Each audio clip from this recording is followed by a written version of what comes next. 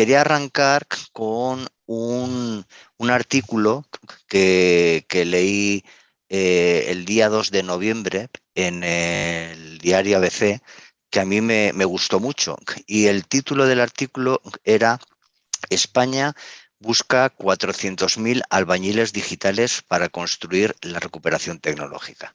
Yo creo que el concepto de albañil digital me ha encantado. ¿Por qué? Porque tenemos todos los mimbres para que este proceso de recuperación en el que estamos, que se ha juntado con un proceso de digitalización, sea todo un éxito. Tenemos las soluciones tecnológicas para afrontarlo, tenemos las personas que son capaces de construir estas nuevas soluciones, de construir estos edificios, estos nuevos espacios. Tenemos los materiales, pero lo que no tenemos son los trabajadores, los albañiles, que nos pongan los ladrillos, nos pongan el suelo, nos pongan la electricidad, la fontanería, etcétera. Y ahí es donde yo creo que tenemos una gran oportunidad como país en esta transformación. Dicho eso, mi compañía, yo pertenezco a Pegasystems, es una compañía líder a nivel mundial en el desarrollo de software. Llevamos 38 años en el mercado, y lo que ofrecemos es una plataforma sobre la cual simplificar y digitalizar los procesos de negocio de cualquier organización. Como antes comentaba Carlos Medrano en su ponencia, pues es fundamental el poder hacer esta simplificación. Y básicamente, ¿qué es lo que ayuda a nuestra plataforma? Ahora os lo contaré, pero antes de meternos en ese detalle, creo que estaréis todos de acuerdo conmigo en que el mundo actual no se parece en nada al que conocíamos. Sin lugar a dudas, la disrupción de los últimos meses ha afectado a todos los aspectos de nuestra vida y de nuestro trabajo, como lo estamos viendo en el día a día. Esto ya venía arrastrándose desde hace tiempo, no es un cambio que ha venido con la pandemia. Lo que ha hecho la pandemia ha sido acelerarlo. Vivimos una sociedad actual donde hay un cambio radical en el modelo de relación de las personas en general, y de las empresas con sus clientes, de las administraciones públicas con sus ciudadanos, donde se pasa de un modelo reactivo y un modelo presencial, donde es un modelo de relación único y válido para todos, a una relación más personalizada, más proactiva, más predictiva, más en tiempo real, y que se adapte a las necesidades de cada una de las personas. Otro de los síntomas de este cambio es el cambio de modelo de orientación a productos, o a ofrecer productos, a pasar a ofrecer servicios que satisfagan unas necesidades. Un ejemplo muy claro, ahí lo tenemos con los servicios de movilidad. Los que estamos aquí en esta mesa, pues creo que ya tenemos algunos años, todos seguramente tendremos el carnet de conducir, y con casi toda seguridad tendremos un vehículo de nuestra propiedad. Si miráis la gente joven que tiene ahora 18 o 19 años, que puede sacarse el carnet de conducir, en mi caso tengo una hija en esa edad, se están planteando mucho si necesitan un carnet de conducir.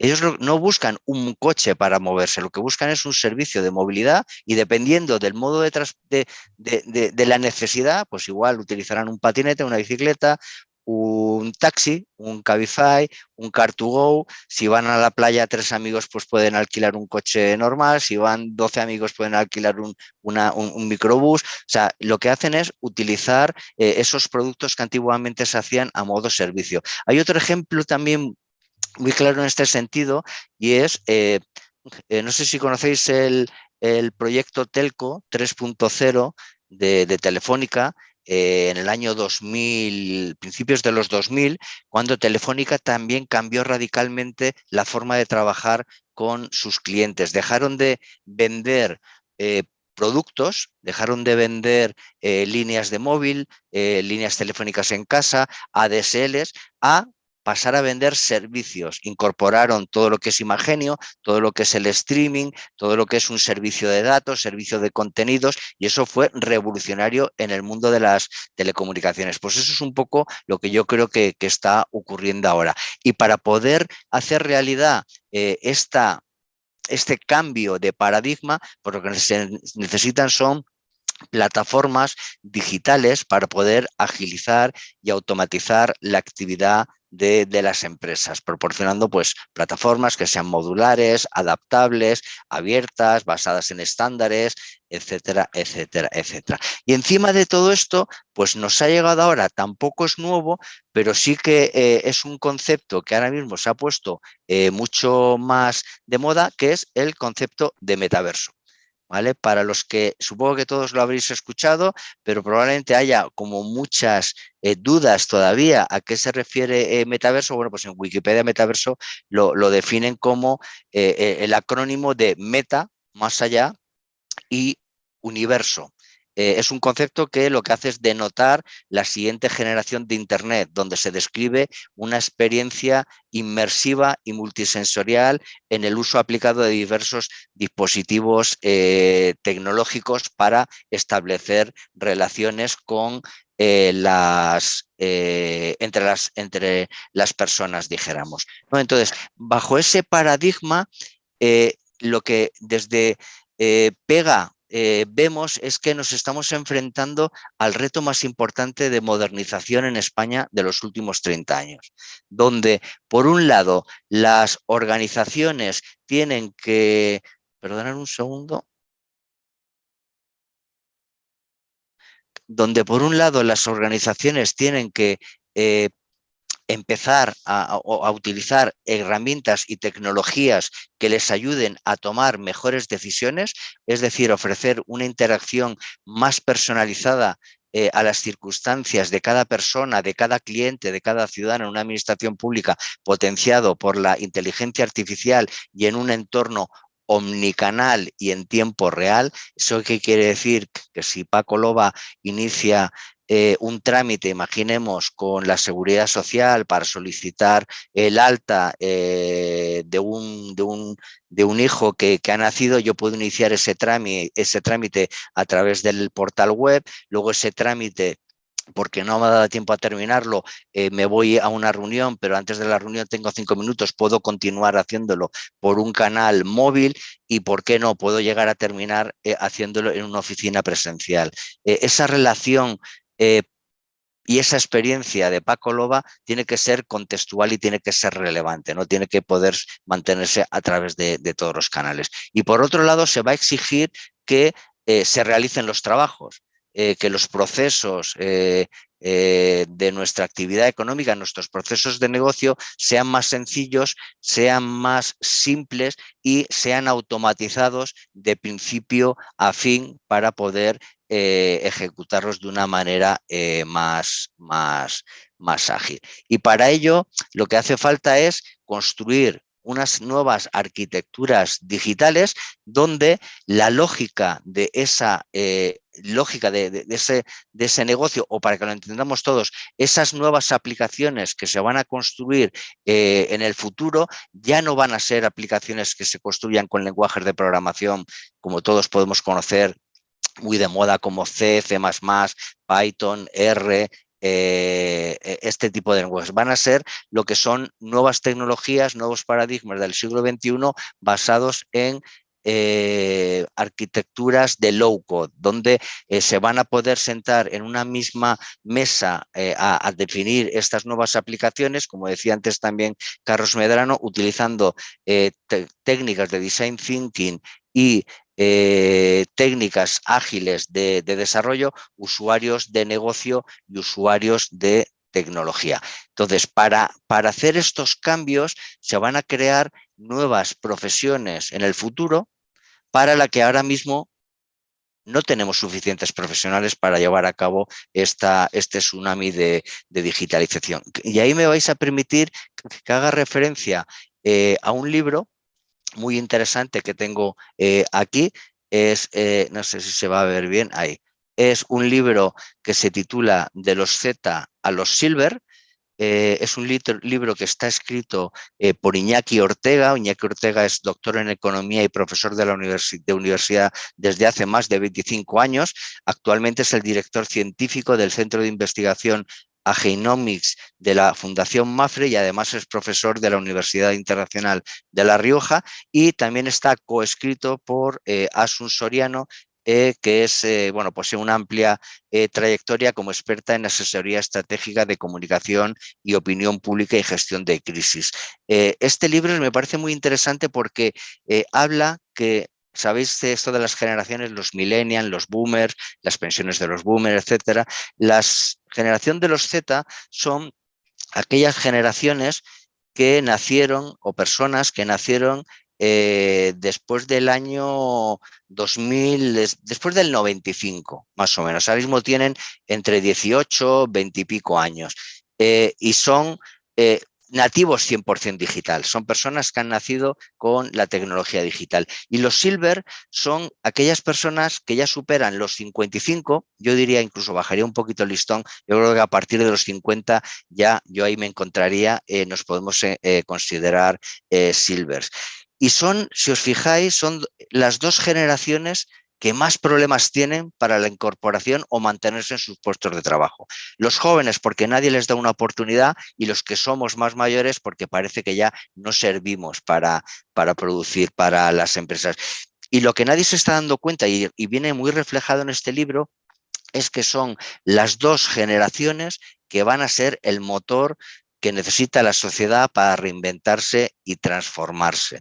Y ahí es donde yo creo que tenemos que hacer el foco en conseguir planes de formación que para estos nuevos graduados o estas nuevas personas que vienen de la FP, donde también se le quiere dar ahora una nueva potencialidad, porque yo creo que ahí hay una gran oportunidad para generar empleo, puedan formarse en estas nuevas tecnologías que son las que van a mover el mundo en los próximos años.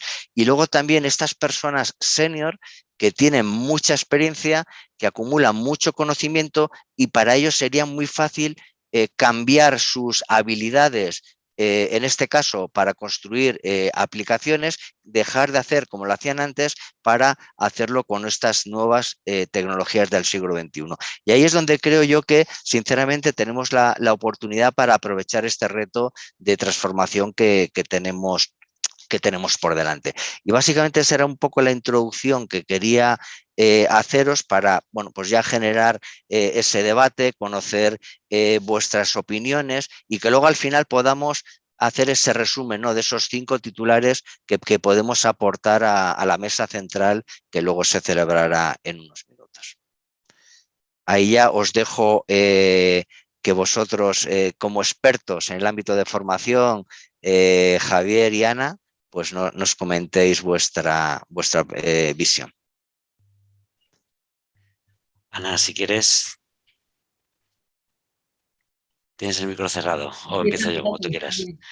Bueno, primero buenos días a todos, al compañero Paco y a la compañera Ana, y a todos los que estáis presentes en esta mesa de debate. Yo soy Javier Fernández, soy el presidente de AFOREN, que es una asociación de docentes de formación para el empleo. Entonces nosotros estamos dentro de la formación profesional, pero bueno, somos como un poco los hermanos pobres de la formación profesional en esta formación profesional para el empleo. Sí que estoy de acuerdo con el compañero Paco que bueno, pues todo se ha transformado de una manera radical desde la pandemia. Es algo que venía sucediendo ya, pero muy poco a poco, y todo este boom de la pandemia pues ha hecho que las formas de trabajo y las organizaciones de las empresas, y por supuesto la formación, cambien de contexto de una manera muy rápida, muy radical. En el colectivo al que yo represento nos ha costado mucho trabajo adaptarnos a la formación en aula virtual, a las nuevas herramientas para llegar a las empresas, y bueno, pues desde que se produjo todo el tema de la pandemia, pues básicamente de una semana a otra tuvimos que ponernos las pilas en todo este tipo de herramientas que la mayoría de los docentes que trabajábamos en formación básicamente presencial pues no conocíamos. ¿El teletrabajo ha llegado para quedarse? ¿Ese tipo de formación ha llegado para quedarse? Yo tengo mis dudas. Tengo mis dudas sobre todo respecto a muchas... Hay como dos tipologías de empresa, vamos a decir así. La empresa multinacional o la empresa grande, yo creo que esto sí lo tiene más interiorizado y ve más el teletrabajo y la ausencia de la presencialidad en oficinas como una posibilidad de desarrollo y una posibilidad, incluso ya poniéndonos, yo soy economista, me voy siempre a los costes, poniéndonos en una reducción de costes, pero hay otras empresas, pymes, que como sabéis es el mayor porcentaje de empresas que tenemos en España, que son bastante reticentes a este tipo de cosas. Básicamente porque yo creo que consideran que pierdan el control de los trabajadores. Entonces, pasamos de un tipo de trabajo presencial, de horas, como comentaba el compañero Carlos, la presencialidad y las horas de trabajo como, bueno, pues al final en medida de productividad de nuestros trabajadores y yo creo que a este tipo de pymes y sobre todo a empresas más pequeñas les cuesta trabajo desarrollar, bueno, pues todo lo que es una estructura de trabajo por objetivos, por funciones, por pasos, por tareas y al final que el trabajador o trabajadora pueda estar en cualquier parte del mundo, incluso sin ningún problema, y pueda mediante aplicaciones y mediante herramientas tecnológicas, bueno, pues aportar y demostrar que sigue aportando a su puesto de trabajo y consiguiendo y orientándose a los objetivos de la empresa. Veo bastante reticencia y sobre todo a lo mejor, por ejemplo, en grandes ciudades. Yo he vivido en Madrid hasta marzo de este año, el fruto del teletrabajo, el fruto del aula virtual. Ahora estoy viviendo en Almería, he cambiado yo creo un poquito a mejor. Entonces, bueno, yo sigo desarrollando mi trabajo desde el punto de vista virtual y bueno, pues al final sí que veo que en provincias más pequeñas o ciudades más pequeñas cuesta más el tema de, bueno, pues al final que los trabajadores y trabajadoras puedan optar por una jornada intensiva, una jornada parcial, con parte de teletrabajo en casa. Todavía seguimos teniendo ese estigma de que, bueno, pues al final perdemos el control del trabajador, que el trabajador o trabajadora no va a hacer nada, que va a estar en su casa ahí pues, rajándose la oreja y que no va a colaborar en ningún tipo de función. Yo creo que esto culturalmente va cambiando, pero sobre todo yo creo que queda mucha resistencia al cambio en este tipo de empresas más pequeñas, bueno, pues al final muchas empresas harén, que digo yo muchas veces, que quiere el jefe o la jefa que todos estén a su alrededor y que estén, bueno, pues en una presencialidad de oficina. Si analizamos esto desde el punto de vista de costes, yo con muchos directivos de pequeñas empresas y al final les he demostrado que es perfectamente viable e incluso que vas a tener más beneficios, que al final es siempre lo que están buscando y pues, lógicamente tiene que ser. Y bueno, pues poco a poco esta flexibilización va entrando, pero cuesta bastante, cuesta bastante. Y desde el punto de vista de la formación, y ya con esto doy paso al resto de compañeros y compañeras, nos está costando mucho. El colectivo sobre todo de docentes de formación para el empleo, que es el que yo conozco directamente, pero también, bueno, pues tenemos muchas relaciones con profesores universitarios, formación profesional y educación. Nos hemos visto, bueno, pues con muy pocas habilidades y con muy poco desarrollo en este tipo de herramientas para poder impartir. También culturalmente los alumnos y las alumnas que vienen a nuestros cursos o a nuestras consultorías, también, bueno, pues el tema de la formación virtual no lo tienen como muy asimilado. Es decir, es difícil hacer una formación virtual. Yo, por ejemplo, ahora mismo estoy dando una consultoría a una empresa de este avanzado que tengo 25 personas en Zoom. Es inviable. O sea, no puedo, es imposible hacer un seguimiento, es imposible no poner las cámaras, no hablan por el audio, algunos ponen el chat, otros ni siquiera saben si están ahí. Entonces, todo esto tenemos que ir poco a poco, bueno, pues intentando adecuarlo a que llegue a unos niveles de eficiencia y a unos niveles de, bueno, pues al final de desarrollo de la formación. Y eso yo creo que hay una resistencia al cambio que todavía nos está costando bastante. Muchas gracias, Javier. Ana, ¿nos cuentas? Sí, era estupendo oírte, Javier, por eso me Gracias. gusta mucho dejarte el paso. No voy a recalcar en lo que tú estás comentando porque estoy de acuerdo en la mayoría de las cosas. Y sí, bueno, voy a hablar un poco de la formación que creo que viene o que debe de venir, ¿no? Bueno, además de ser formadora, porque lo soy, yo siempre teletrabajé. Entonces, para mí no supuso un cambio en mi manera de ver las cosas, sino al revés. Lo que me supuso fue una avalancha de personas que no sabían teletrabajar. Y me voy a explicar en lo que quiero decir. Yo tengo el teletrabajo perfectamente ordenado desde hace muchos años, por eso me permite trabajar con toda España e incluso ya había convencido a muchas personas que no me conocían personalmente y sin embargo participábamos en chats y nos veíamos y hablábamos por teléfono, de que yo también tenía mi horario de trabajo. Es decir, que yo me marchaba y desconectaba y durante la pandemia realmente alcancé las 18 horas de trabajo seguidas, ¿no? Diariamente, porque tenía que educar a mi cliente nuevo, o sea, a mi cliente presencial, más luego a mis alumnos, más después a los que estaban descubriendo el mundo de la teleinformación, pero o sea, el mundo virtual, ¿no? Que te abre muchísimas puertas. Bueno, a mí eso es lo que me ha abocado a buscar qué necesidades yo estaba viendo que se daban en el mercado, porque y es por lo que me puse un poco a trabajar y estoy estudiando en ello todo lo que son metodologías Lean o metodologías ágiles, porque creo que el primero que tiene que ser formado es aquel que está utilizando las metodologías de este tipo, ¿no? Saber que tiene que tener un proceso y quitarle las dudas a través del manejo de sus herramientas. No es otra cosa que aplicar el sentido común, ¿eh? Creo que ha sido lo de siempre, es decir, yo voy a mantener un servicio con una misma calidad o incluso la voy a mejorar y voy a mejorar mi precio porque voy a disminuir efectivamente mis costes de producción o de servicio. Claro, como somos formadores, pues me interesa mucho más el Lean Service que está muy, muy actualizado y muy de la mano.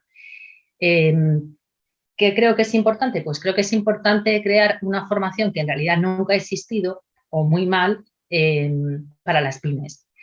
Yo veo que hay pymes muy diferentes respecto de las que empezamos a trabajar. Yo empecé a trabajar en una gran empresa y luego formé mi pyme. Y tengo compañeros que están en la misma línea, entonces saben manejarse, aprender nuevas herramientas y saben de la necesidad de la formación, ¿no? Pero hay muchas otras pymes que no surgen así por razones obvias. No vamos a pasar todos por una multinacional antes de abrir nuestra empresa, ¿no? Entonces necesitan que se les haga una formación más estructurada. Yo siempre lo eché de menos porque cuando intentaba formarme con alguien, yo veía que esa persona que me venía a formar no tenía las habilidades ni la metodología necesaria para venir y formarme, es decir, que no venía del ámbito normal de la empresa. Entonces, hay que buscar ese perfil. Ese perfil es el que busco y es perfil que creo que va a ser necesario para formar a la pyme. Y en aquellas metodologías y dándole aquellas herramientas que le permitan trabajar adecuadamente. Creo que además, no es que, yo sinceramente creo que ha venido para quedarse porque en aquellos sectores en los que ya debería haber estado impuesto. Hay otros que no, o sea, hay otros que nunca van a tener o deberíamos procurar que no tengan un descenso en la permanencia o en la presencialidad, porque nuestras ciudades, grandes o pequeñas, se quedarían muy tristes. Si desaparece todo el sector del comercio presencial, pues a lo mejor avanzamos todos hacia otro sitio, pero bueno, creo que perderíamos mucha relación personal. Y después creo que hay otra parte muy importante, además, o sea, es decir, voy a enseñar a trabajar con un orden, pero luego además voy a enseñar a trabajar en mi ocio en presencial.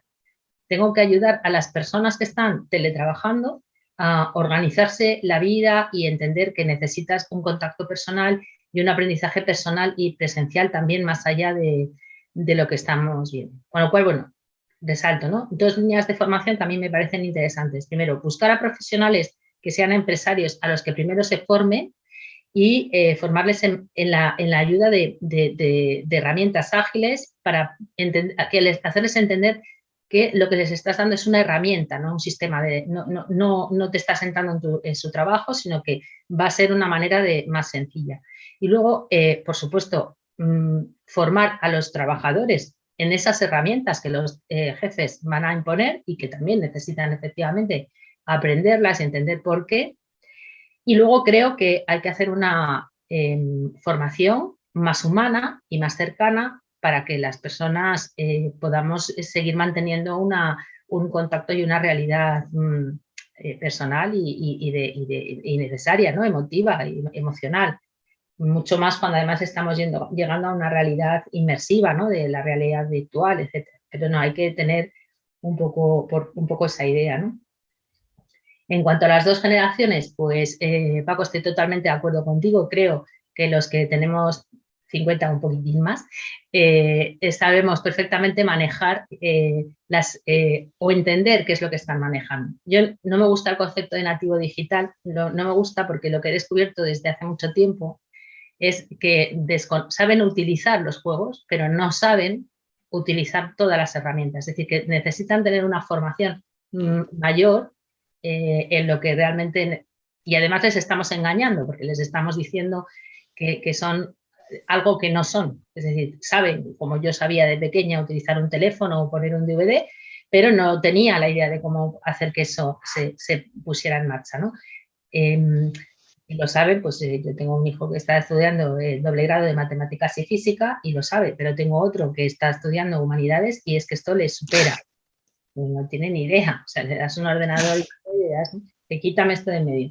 Entonces, sí que nosotros tenemos claro, yo creo, lo que es. Es como cuando nos preguntaban, yo me acuerdo, ¿no? ¿Qué es este ordenador? No es más que, o ¿qué es Internet? Es una biblioteca. Lo único que es una biblioteca más compleja porque no sabes si la fuente de la que estás bebiendo es una buena fuente o una mala fuente. Si yo me voy a la Biblioteca Nacional o me voy a la Biblioteca Municipal, podré tener unas referencias, tengo un marcaje. En el mundo de Internet pues es más complicado, ¿no? Bueno, y después hay que enseñar a leer a esa nueva generación. Hay que enseñarles a leer porque les falta una lectura comprensiva importantísima. Van a ser los trabajadores del futuro y están acostumbrados a mensajes cortos, pero la escritura es lo que nos distingue y lo que nos permite enseñarnos unos a otros. Entonces, habrá que ver cómo se enseña a tener esta capacidad o a recuperar esta capacidad de nuevo. Y ya, no sé qué más deciros. Pero... Pues me parece muy interesante esta última reflexión que dejas, enseñar a leer. Fíjate, algo tan básico, ¿no? Que se aprende, es de lo primero que se aprende cuando uno empieza su formación en infantil, ¿no? Con 3 años empieza a aprender las letras, juntar las palabras, y con las nuevas tecnologías es verdad que se ha dejado de leer mucho y también de escribir mucho. Veo yo muchas veces dificultad en muchos jóvenes a la hora de expresarse, ya no solo escrito, sino incluso de palabra. Eso me parece muy, muy interesante, la formación, dijéramos, básica. No todo tiene que ser tecnología punta, ¿vale? A veces es formación básica. Yo siempre ponía el ejemplo de ahora ya no es tan habitual porque ya todos los coches llevan navegadores, pero antes cuando teníamos los navegadores estos que tenías que poner con una ventosa en el cristal, ¿no? Decías, por tanta tecnología y luego lo pego con una simple ventosa, ¿no? Ahí se ha evolucionado un poco, a veces hay que volver un poco hacia atrás. Yo me voy quedando, bueno, pues con reflexiones que venían de la ponencia principal de hoy, es necesario simplificar los procesos para ofrecer mejor servicio y poder adecuarlos a los nuevos modelos de trabajo presencial, virtual. Creo que también lo has apuntado ahí tú también, Ana y Javier, hay que poner obviamente foco en la formación en todos los sentidos, pero yo creo que hay que poner también foco en la formación en los aspectos de seguridad. Cuando uno trabaja desde una oficina, utiliza un ordenador que le proporciona la empresa, se conecta a la red de la oficina, la empresa puede poner muchos medios para evitar pues eso, que entren virus, ciberataques y demás, pero cuando estás trabajando desde tu domicilio o desde otro lugar, ya estás utilizando otro tipo de comunicaciones, la empresa, digamos, puede poner menos, lo tiene más difícil para controlar esa seguridad. Y eso es muy importante, porque yo creo que lo que hay que hacer, está bien poner medidas de seguridad, pero lo más importante es formar a las personas. Yo siempre también lo he dicho, la amenaza más importante de seguridad informática o seguridad en general de protección de la información para las empresas somos las personas.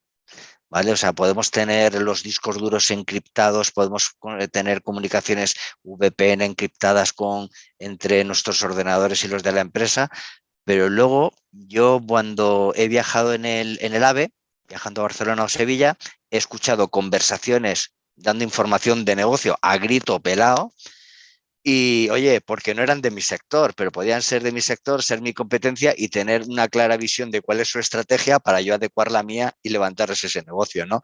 Ese tipo de situaciones. O muchas veces seguro que os habéis encontrado papel, documentos impresos en las impresoras que no son vuestros, que les habéis echado un vistazo simplemente por saber si es vuestro o no y os habéis dado cuenta de que viene información confidencial o información privilegiada, ¿no? En el ámbito de la ciberseguridad también yo creo que hay que formar a las personas, a la vez que todo lo que tiene que ver con la formación de los equipos de trabajo en estas nuevas metodologías que también habéis comentado todos, modernas del siglo XXI, ágiles, todo lo que es el Lean, Design Thinking, Scrum para desarrollo de aplicaciones, etcétera.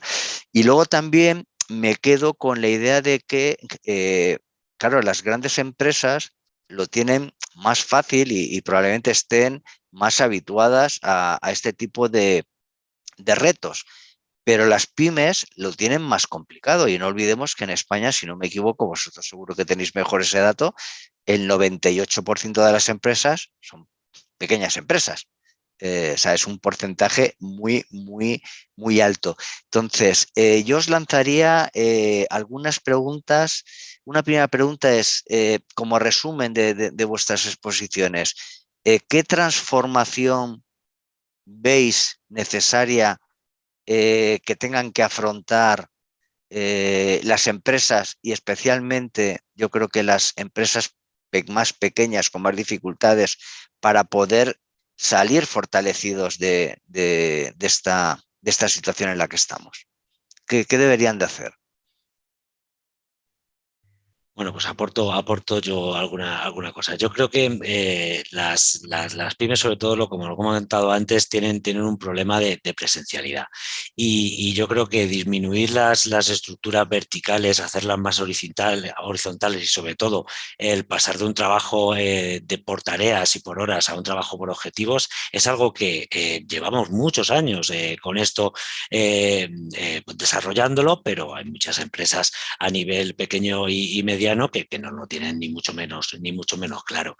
Entonces, el ser capaces de evaluar a tus trabajadores por objetivos bueno, y tener una confianza en tus trabajadores para que al final desarrollen su trabajo y puedan conciliar su vida laboral y su vida profesional, cumpliendo los objetivos que tienen en la empresa, yo creo que es uno de los cambios que deberían de implementarse ya. Respecto a la seguridad de los datos, es algo bastante alarmante. Yo, cuando voy a alguna empresa con temas de ofimática, por ejemplo, de por poner un ejemplo, siempre les digo, pues traedme una tabla de vuestros datos y trabajamos sobre una tabla, y me la traen. Y cuando me la traen le digo, pero ¿cómo me traes una tabla con tus datos? Digo, ¿tú sabes lo que estás, ¿tú sabes lo que estás haciendo? Digo, esto no lo hagan nunca. Entonces, bueno, pues ese tipo de cosas también en formar a las personas para, bueno, pues que tengan esta clara seguridad de los datos, también creo que es importante. Y estoy totalmente de acuerdo con la compañera Ana en la formación de los profesionales docentes.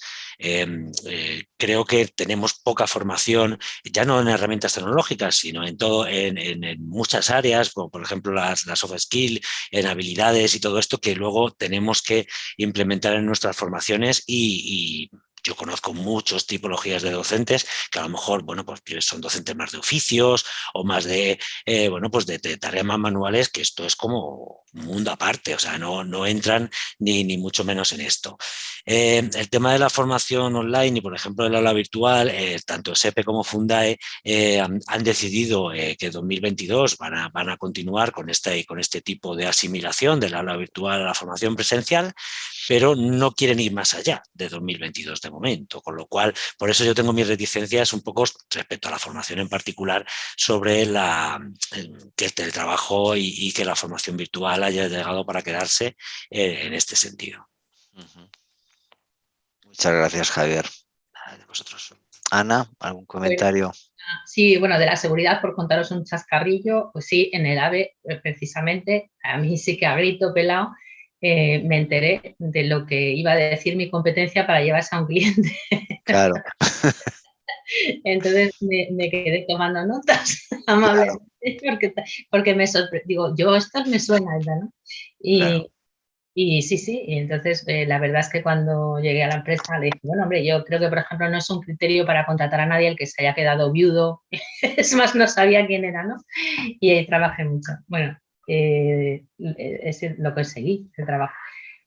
Con lo cual, si vamos a eso, también he visto muchas personas que llevan, sobre todo en la pyme, ¿no? Que se lo dicen una y otra vez y no lo hacen, que van con la wifi puesta constantemente y que se les va conectando de una forma u otra, con lo cual al final ya no es el ordenador, es que es en el teléfono donde estamos llevando todo y bueno, hay veces que no hay que ahorrar dinero en tener una buena conexión y tener los datos y eso en realidad no es un gasto, sino que es una inversión, ¿no?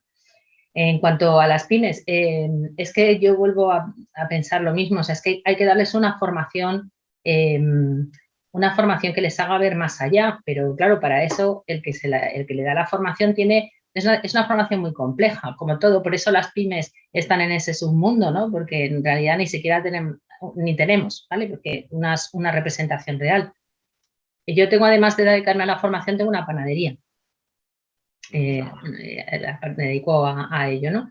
Y bueno, pues mi panadería, cuando yo empecé, que fue hace 25 años, que vamos a hacer ahora, se me tiró todo el sector encima. ¿Por qué? Pues porque cambié los escaparates, porque hice un sistema, bueno, con mi marido, ¿no? Con un sistema de horarios en los que estaban perfectamente establecidos, se establecieron los procesos, se contrataba en función del incremento y además se les decía que tenían que tener una productividad.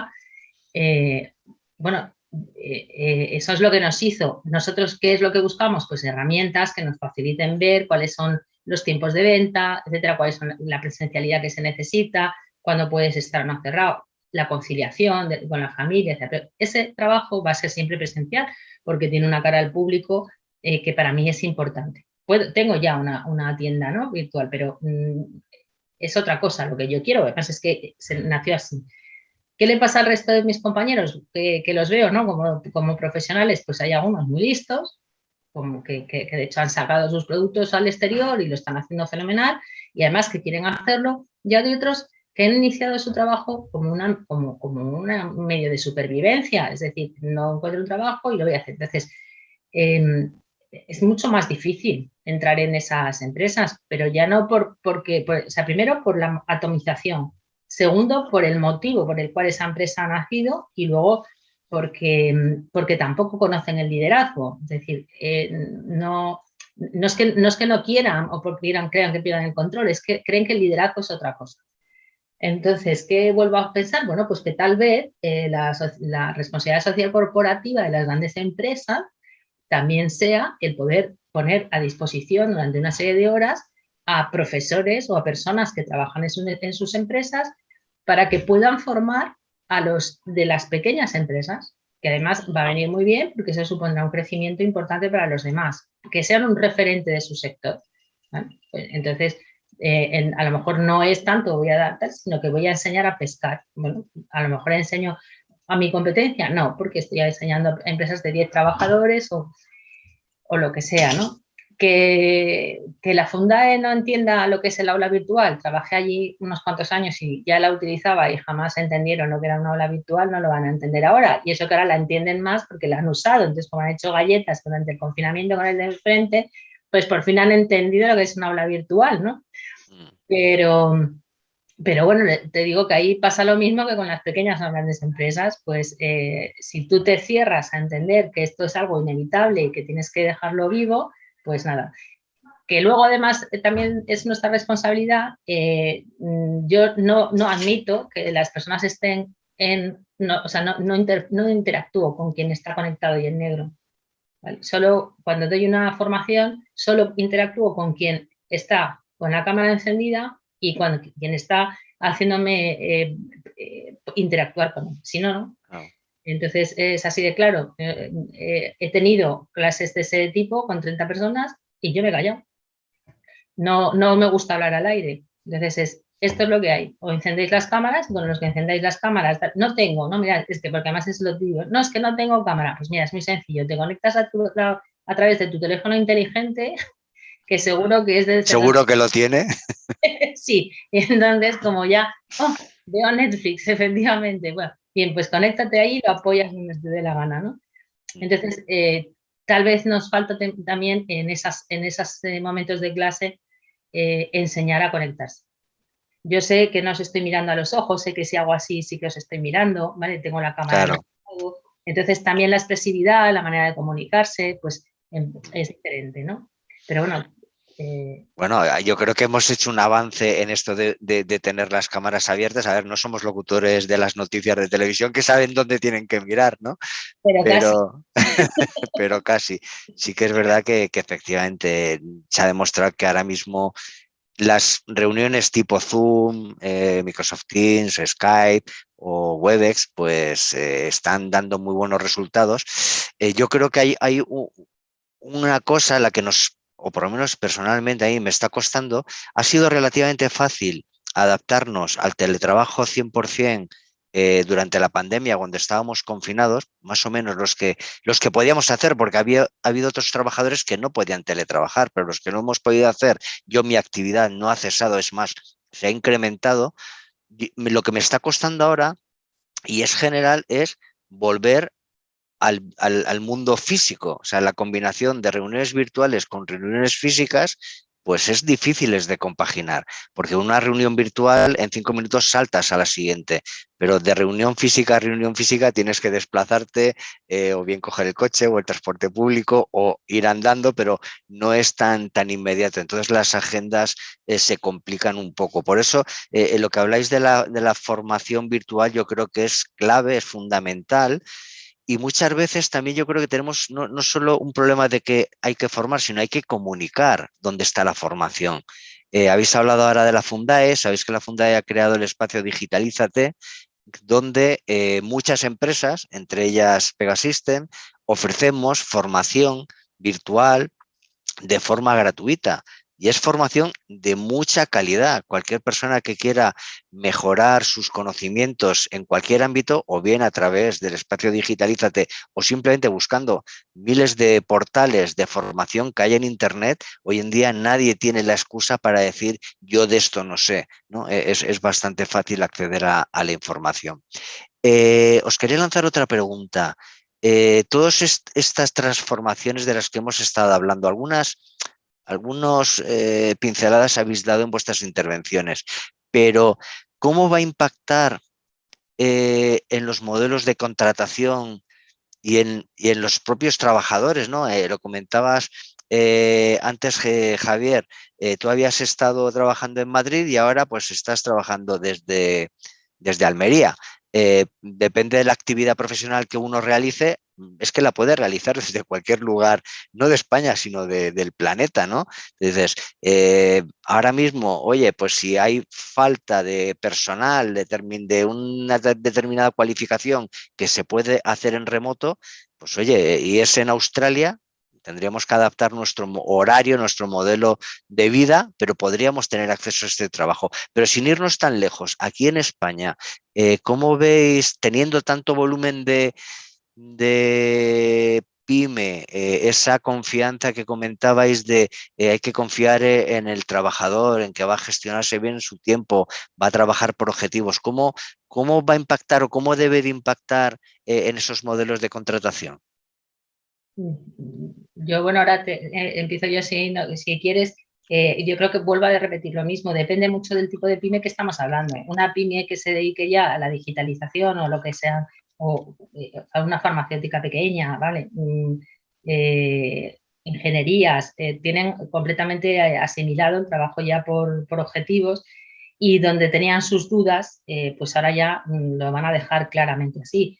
Entonces, ¿qué tipo de contrato hay o cómo afecta? Pues hombre, que tienes que establecer, o la empresa debe de, precisamente por motivos de seguridad y de conciliación, marcar unos horarios y establecer, bueno, pues unas maneras de conexión seguras para la empresa.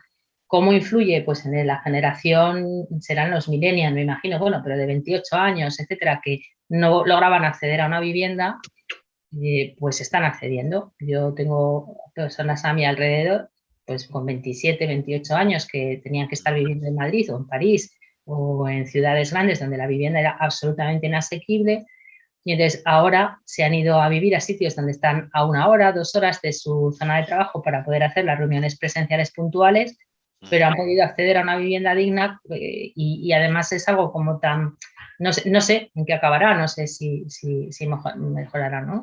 Pero yo, en cuanto al contrato, pues creo que no, en una pyme, es que ya te digo, creo que hay pymes es que hay trabajos que no se van a poder hacer nunca de forma no presencial. Yo, por ejemplo, una farmacéutica va a poder hacer toda la parte del marketing de manera virtual, pero la parte de fabricación de la medicación y la investigación van a tener que seguir allí, no te vas a tener tu laboratorio a casa. O sea, es decir, hay una parte que va a ser inevitablemente presencial y hay una formación que va a ser inevitablemente presencial. Pero el contrato yo entiendo que ya está perfectamente en vigor y que lo que habrá es que ver a aquellas personas que se están aprovechando, pero como todos, ¿no? Voy a disminuir mis costes, pero no estoy pendiente de la seguridad en el trabajo, de muchas cosas, ¿no? Pues que habrá que normalizar. Muchas gracias, Ana. Javier, ¿algo que apuntar en este sentido? Sí, bueno, una cosa que me ha llamado la atención es sobre bueno, la visualización que tiene la formación y muchas veces bueno, pues, gente que se quiere formar en distintas áreas y que no encuentra los canales de cómo llegar a esta formación. Esto es totalmente real. Fijaros que, por ejemplo, aparte de Digitalízate, que bueno, pues es bueno, un área muy potente, la parte de certificados de profesionalidad que en este año ha pasado de depender del Ministerio de Trabajo a depender del Ministerio de Educación y formar parte de la formación profesional. En los últimos estudios que han sacado Fundai y el SEPE, solo llegaba, o sea, solamente conocía la existencia de un certificado de profesionalidad el 4% de la población española. Claro. Esto es muy complicado. Si queremos asimilarlo a la FP profesional, tenemos que darle difusión. Eso simplemente como pequeño aporte. Esperemos que ahora esta difusión se produzca. Respecto a los modelos de contratación, bueno, yo creo que estaremos todos de acuerdo en que la temporalidad en los contratos, bueno, pues es algo muy propio de nuestro país y es algo que tenemos que ir limando poco a poco, y sobre todo que el concepto de freelance y el concepto de trabajador autónomo sea real. Es decir, que un freelance es un freelance. Perfectamente puede haber freelance, por ejemplo, en formación, en certificados de profesionalidad. Los freelance, por varias sentencias de distintos tribunales, se han declarado como falsos autónomos. Claro, mucha gente del colectivo, muchos compañeros y compañeras del colectivo que son freelance porque se dedican a las actividades profesionales y luego imparten formación, pues dicen, pues es que no lo entiendo porque yo tengo tener la posibilidad de poder ser freelance si yo quiero. Digo, claro que sí. O sea, nosotros abogamos por una relación de contrato laboral en ese espacio de certificados de profesionalidad, pero sí que es cierto que al final el freelance tiene que ser una opción de trabajo y no una obligación de trabajo, como vemos en muchas muchas actividades. Entonces, yo, por ejemplo, he sido freelance toda la vida, sigo siendo freelance y continuaré siendo freelance, pero tengo que ser autónomo por una parte para impartir determinada formación y contratado por otra parte para impartir otra determinada formación, con lo cual al final estoy en pluriactividad casi continuamente. Esto no es muy lógico. Entonces, al final, el perfil de freelance es un perfil perfectamente válido, pero tenemos que poner un poco de coto a muchas empresas que utilizan este tipo de trabajos freelance como, pues al final disminución de costes de la estructura salarial. Muy bien. Genial, oye, pues muchísimas gracias tanto Ana como Javier. Estoy repasando, nos quedan 5 minutos, estoy repasando el chat, a ver si había alguna pregunta. Hay una pregunta, una reflexión con pregunta de Raquel Fernández, que creo que Raquel está aquí con nosotros. Si la quieres realizar tú directamente, Raquel, o hacer ese comentario y lo ponemos en común. Me parece muy, muy interesante. Sí. También. Vale, gracias. Buenos días a todos. Gracias, Paco. Gracias, Javier. Gracias, Ana, por vuestras intervenciones. Sí, era una reflexión en alto y simplemente hemos hablado de formación, hemos hablado de proyecto digital, de transformación y tal, pero no se tiene en cuenta a todos los colectivos en concreto. En este caso, el colectivo con discapacidad, dentro de sus grados, de sus diversidades y tal, necesitaría una formación específica, creo que sería cuestión de debate, quizás en otra mesa más amplia, para poder llegar a ese proyecto digital, a ese teletrabajo y poder desarrollar todas aquellas funciones que ya vienen haciendo dentro de sus respectivos centros de trabajo. Simplemente lo dejaba en el aire. Vale, no sé, a mí me parece muy, muy interesante. También entiendo que dependerá un poco de la discapacidad de cada persona, pero yo creo que también es una gran oportunidad para personas, por ejemplo, que tengan problemas de movilidad, todo lo que ofrece el teletrabajo. ¿Vale? Porque el poder realizar una actividad profesional sin tener que moverte de tu casa o de tu entorno, donde probablemente, dependiendo de las circunstancias de cada uno, esté más adaptado para el desarrollo de tu vida, pues yo creo que eso puede ayudar y efectivamente yo creo que es una parte muy, muy interesante. Pues muchas gracias, Raquel. Ya nos quedan 3 minutos. Os voy a pedir, Javier y Ana, por este orden, además, así no perdemos tiempo en cambiar. Un titular que os quedéis de esta mesa redonda sobre la transformación necesaria. ¿Qué titular aportáis cada uno de vosotros? Perdona. Bueno, yo creo que el titular podríamos concluirlo en que las oficinas presenciales han dejado de tener la importancia que tenían antes respecto a la medición de pues la productividad de los empleados y sobre todo a la conservación de la cultura de la empresa. Creo que ya las empresas y poco a poco las pymes se van adaptando a esta nueva forma de trabajar, a esta nueva organización del trabajo y sobre todo yo recalcaría la importancia de la confianza en los trabajadores y sustituyendo poco a poco la presencialidad que bueno, pues al final nos ayudará a conciliación, nos ayudará a, pues a desarrollar proyectos personales y sobre todo a tener vida, que en muchas tipologías de trabajo la vida aparte del trabajo casi no existe. Tienes mucha razón. ¿Puedo decir algo? ¿Puedo decir algo que estoy aquí escuchando? Sí, hola. Inma, como estoy en otras mesas, estoy aquí como a varias bandas. Una cosa que habéis hablado de conciliación, ¿vale? Y a mí me interesa que tengamos en cuenta, porque a mí me pasa y es un problema en las empresas, ¿vale? Que las empresas no pueden gestionar la conciliación porque no tienen datos suficientes para saber que han de conciliar sus trabajadores, ¿vale? Yo entiendo que esto es un tema personal, pero cuando preguntamos a las empresas, oye, ¿sabes cuántos hijos a su cargo, si tienen hijos a su cargo o si tienen personas con alguna dependencia a su cargo o tienen a un hijo con alguna dependencia a su cargo? No lo sabemos. Entonces, no se puede conciliar, no se puede hacer medidas de conciliación si no tenemos información sobre los trabajadores. Y no es que yo me quiera meter en la vida del trabajador, sino que es necesario saberlo, ¿vale? Y es importante saber en un centro especial de empleo si una persona que tenemos trabajando allí tiene apoyo en casa o no tiene apoyo en casa. O sea, esta información del trabajador, este conocimiento del trabajador, que no tiene por qué estar por escrito si no queremos, o que con el tema de protección de datos lo podemos arreglar, pero que es importante para la conciliación, ¿vale? Y que no solo hay que conciliar la maternidad, que es un poco lo que el plan de igualdad va persiguiendo, ¿vale? No, conciliemos también la vida privada de la gente. Claro. Y eso es importante tenerlo en cuenta. No sé, es una aportación, porque se ha hablado de conciliación y últimamente me encuentro con gente que me dice, oye, yo quiero conciliar, pero no quiero conciliar con mi madre, quiero conciliar mi vida personal, porque no puedo. ¿Vale? Entonces era una cosa que quería yo introducir. Pues me parece un punto muy, muy interesante, Inma, porque efectivamente yo creo que esto de la conciliación también está muy directamente relacionado obviamente con la situación personal de cada uno, pero también muchas veces con la edad. O sea, yo hace unos años, cuando tenía mis hijas pequeñas, pues hice todo lo posible por poder llevarlas por la mañana al colegio por lo menos y luego estar pronto en casa, aunque luego tuviera que trabajar después de cenar. No me importaba hacer ese cambio y mi trabajo me lo permitía.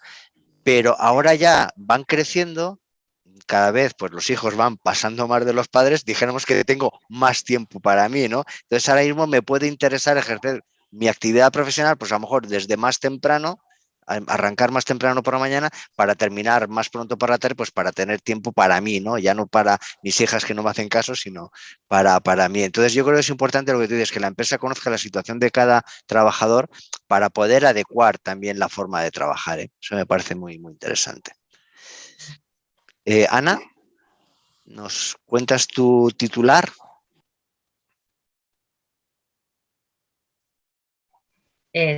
Sí, es que yo concilio con mi perra y se ha puesto a ladrar. Bueno, a las circunstancias de cada uno hemos hablado. Bueno, en cuanto a la conciliación, estoy de acuerdo, creo que como titular, bueno, voy a decir el titular que había pensado antes porque la conciliación me interesa mucho, ¿no? Que es, creo que sería el 98% de las pymes necesitan conocer las herramientas para el trabajo digital, ¿eh? Conocer y aprender a trabajar o reaprender probablemente. Y en cuanto a la conciliación, es que como soy la presidenta de la Asociación Empresa Mujer, pues tengo que decir que aquí se ha corrido mucho y la palabra conciliación, no sé por qué, de repente todo el mundo quiso olvidarla, sobre todo las asociaciones o las mujeres, ¿no? Y es que la conciliación no se había aprendido todavía. La conciliación descansa sobre 3 patas, porque es que si no tienes 3 patas, y además es para hombres y mujeres la conciliación, pues si no tienes 3 patas no te puedes sentar, porque sobre 2 patas te caes. Entonces, se hablaba de la conciliación del trabajo y la vida familiar y falta a todo el mundo la pata de la vida personal, que es la de me voy a la peluquería, me voy a tomar una cerveza, me voy a hacer lo que sea. Es que sin esa otra pata tu vida se desmorona. Entonces, sí entiendo que es importante conocer, por supuesto, las necesidades de los trabajadores, pero es también totalmente injusto, para mi modo de ver, que yo tenga 2 trabajadoras o un trabajador y una trabajadora y que una esté conciliando mejor porque tiene un hijo pequeño y la otra que está a cargo de su madre concilie peor, ¿no? Claro. Y además tenga un trabajo pues, más parco, más complicado, etcétera. Pues no me parece bien. Y efectivamente, pues creo que hay que tener, pues eso, es que no hace falta, es que tendremos que aprender a hacer nuestros nuevos horarios, ¿vale? Debemos aprender a que no se trabaja de 8 a 3, se trabaja cuando tú quieras y como tú quieras, siempre y cuando puedas dar una respuesta. Claro. Entonces, eso pues habrá que... Totalmente de acuerdo. No sé cuál habrá sido vuestra situación personal durante el confinamiento, pero yo, como os he comentado, mi actividad profesional no ha bajado, es que es más, ha crecido. Pero añadiéndole la dificultad de, somos 4 de familia, mi mujer, 2 niñas y yo, de estar los 4 en casa, sin salir de casa, unos trabajando, porque mi mujer también ha seguido manteniendo su actividad profesional, las niñas con las clases virtuales, con lo cual se junta comidas, cenas, una logística interna añadida a meter en esa agenda que tú comentabas de horario para trabajar y efectivamente ha sido necesario reinventarse. Vale, pues sí. Quiero comentaros aquí tal que por dar un rol a mi marido, que yo también he visto la otra parte, ¿no? Mi marido trabajó en casa siempre, porque además de ser escritor se dedica a hacer blogs y, bueno, y la radio, ¿no? Y preparar. Entonces trabaja en casa. Entonces, lo que no podía soportar es que habíamos entrado todos, ¿no? Claro, a su hora de trabajo. Efectivamente. Efectivamente. Bueno, oye, pues un placer. Yo creo que vamos a dar por finalizada aquí la mesa. Nos hemos ido 4 minutos del horario previsto.